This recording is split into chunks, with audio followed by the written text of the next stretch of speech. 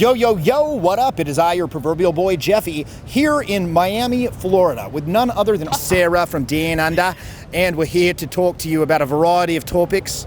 But first and foremost, I want to talk about the power of presence. Keep that accent. Power of presence. Now, I'm not going to be Australian for the remainder of the video, but I am going to be present. I'm going to be present here with you. For you. Here, now, with you. Now, what is presence? If you're familiar with the writings of Eckhart Tolle, you've heard The Power of Now, or his second book, which I found personally to be a little more accessible, which was A New Earth. Yeah. He discusses this concept in detail, in deep, exhaustive detail. But I think that why it's important for someone watching this video is that presence and having a strong engagement with the people you're interacting with is the foundational element of what's known as charisma. If you're not present with an individual, it's a deep trust break, and it's almost impossible to recover from. Now, here's an interesting thing. Have you ever been talking to someone and you felt that they weren't giving you their full attention? For example, they're on the phone, they're like looking on their telephone, and maybe they're swiping on Tinder, and they're sort of idly responding to you. They're like, you're telling a story, and they're like, uh-huh. Oh yeah, they're interjecting these like little comments to give the illusion that they're engaging and being present with you. But you know very well that it's not the case. How did you feel in that moment? Did you enjoy it? Did you like it? More likely, you felt a sense of deep antipathy towards them, maybe even like at minimum annoyance. I feel like infuriated. Like anger. I'm like, what is this person doing? Yeah. Like this, like so. It's like you may as well not even pretend. Like I'd prefer it if you're just like, nah, not now, Jeff. I'm swiping. Like I'd prefer it. I'd literally prefer that, because pretending it's even more insulting because it's inauthentic. Yeah. And again, it breaks trust. And here's the thing, you cannot fake presence. The reason you cannot fake presence is because of the existence of something called microexpressions. Microexpressions are facial expressions that flit over the face that betray your internal state, whether you want to show them or not. And humans have the ability to read these in turn on another person in milliseconds as well. So you cannot fake presence. You need to stay there. Now, what inhibits presence? What do you think? What's your take on it? I mean, I strongly believe what inhibits your presence is what's going on up here and in here. So what you're feeling and what you're thinking, and that connection is what's in turn giving you that neutral state, which isn't present. And so people can feel that. Now, I think some people are more aware of this than others, but if you're in tune with it, you can feel it like instantly. Your baseline is distracted. Super distracted, not there. Like just, you're a body, you're a person in front of someone, but they can't feel you. Like they actually can't sense you. They don't have a sense of who you are. They can't feel your character, right? And that's what's linked to presence. Now, if you were to go up and talk to someone, you have to give them that eye contact, which a lot of us, we dart our eyes around, we can't focus. And so the other person doesn't feel seen, obviously. I mean, you're not giving them that eye contact. And in turn, then you're not going to be able to build the trust, which is tied to your foundation with someone. Now, you can build a relationship with someone, to become friends with, or business partners, anything like that, within, I would say, like 5-10 minutes. Right. If you gave them presence, I've been able to create great, people come out and be like, how do you know each other? It's like, oh, we just met. We just met. That's presence. Yeah. That's when presence is working. It's interesting because, you're familiar with the United States President Bill Clinton. Yes. Now, no matter what you think of this individual on a personal level, one thing that's very consistent is people discuss how when they would interact with him, he would make them feel as though they were the only people in the world. Like, at that moment, he's not thinking about his next photo opportunity, he's not thinking about policy, he's not thinking about his next meeting. No matter how mundane the interaction is, right there, he's talking to you. And it's very important. It's very, very important. And like I said, it's one of the foundational, if not, it is the foundational element of charisma. So the thing is, the problem with being present, there's a variety of them, but one of the main ones is your mind is continually scanning the environment. Your mind is continually processing information as an evolutionary thing to help you survive. You're like, what's going on in the environment? What do I have to do next week? This and that and the next thing. Do these people like me? Et cetera, et cetera. What do I say and do next to garner the best outcome, et cetera, et cetera. Now, ironically, paradoxically, this is actually shooting yourself in the foot.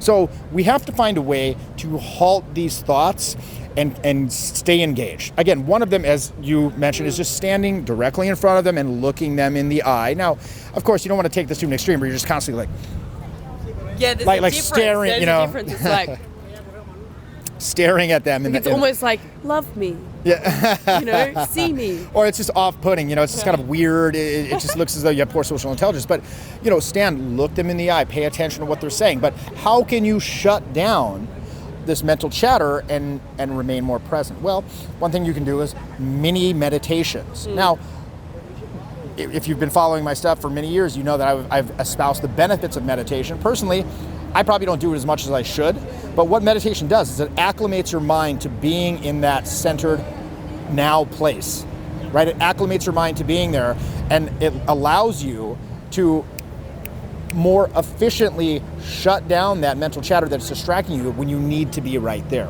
Because again, you're familiar with being in that place, and you know you could develop triggers that allow you to return there. Now, obviously, I'm not suggesting you meditate in the club when you're out meeting people, right? But you can do a mini meditation, and if we do it right now, in fact, let's do this right now. I agree. So first things first is just focus on the environment. Like right here, we're on this like jetty or in this canal where I heard that there's manatees, which is a sea cow, which you didn't even know what that is. And I'm sure there's shrimp manta rays. There's a variety of southern hemisphere. There's an actual photo of them over there as well. A photograph of shrimp rays and manatees. So I'm just feeling the air, feeling the physical sensations right now. I'm feeling this warm breeze. It's very pleasant. I'm feeling my breathing. Like, in fact, that's one of the major tenets of a lot of mindfulness meditation, is just focusing on the breath. Beyond that, you can focus on physical sensations. You can do a check in with your body. How do you feel from head? And then just do a scan from head to toe, just very briefly. And even this small checking in with the present moment can take you out of that overthinking and bring you right back to be right there with the person that you're interacting with. Yeah, that's so powerful. I was going to say, with meditation, I would say it's important to, learn the craft to a certain extent, but you don't need to sit there for 10, 20 minutes to get into a state. Sorry, excuse me, can I just have 10 minutes and then we can continue talking or discussing what we are? It's almost just something you check in. So do the work, and then when you're out actually talking with people, it's as simple as take a breath, slow your voice down, and then continue. And you'll notice your voice it'll sort of lower, it'll be more warm. I find it's quite friendly when I'm speaking from that place. I can feel that I'm smiling through my eyes, and I can sense it's just, again, a micro expression, but I can feel it and it feels good. Okay, sometimes you actually have to trick yourself. If you're somebody that is not used to that, you've got to really train the skill of smiling. And it'll start to come out really forced for a while, and then it'll just relax back. Yeah, motion creates emotion. That's one of the biggest things that I'm always, telling my clients in the live coachings is that you cannot walk through the environment in a very stiff way and expect people to be at ease when you go up. Or as our buddy Owen says, turn it on. Like you're walking around like this, and you become this marionette. Hey, how's it? Hey, how's it going? Plaster this fake smile on your face. So you have to take note of the environment. What's cool about the environment right now? What is awesome about right now? And then just tap into that. And then, again, if you were to see me out in public or at the club or whatever, very rarely, if ever, unless I'm in some kind of terrible mood or something, where you see me just kind of arms folded, mean mugging, looking around, very stiff mannerisms. I'm always trying to be very loose in the environment. I'm moving to the beat of the music that's playing in the environment. I am probably yelling some gibberish, whipping someone with a weird headband, singing a song, right? I think sounds are very important with presence as well. I believe so, yeah. And honestly, I'm a very musical fellow. Singing a variety of songs at all times, pretty much. But not even music, sounds. Do you know what I'm saying? No, hey, Honestly, like I Well, because go out. that's true. Because it's like a Yeah. mantra. It's like a mantra, It's a tribal and thing. it stills the mind. When you make a loud noise, it can actually still the mind, right? So yeah, I'll actually do just yelling belligerent noise. Yeah, It's you say, it's very "Hi!" Australian. Yeah. It's just, oi! Yes. It's really powerful. Seriously, I use that a lot. And I think it has a huge effect on me being able to be present and people feeling it from, I guess, a wider radius. Right. You know, like they get drawn into it. So to summarize here, just kind of wrap it up, basically presence is the foundational element of what's known as charisma, of what's known as having a magnetic personality that people actually feel good around. They want to spend more time in that place because you're giving them that engagement. So what stops presence? The mental chatter, being in your head, thinking about what to say or do next, concern about the outcome, et cetera, et cetera. And how can you train yourself to be more present? And by the way, as we said, it's very, very important because if you attempt to fake it, it's also extremely noticeable. It's not only insulting, but it will break trust, and it's the number one killer of the interactions. It's just not being present. So very, very important. So how do you get back there?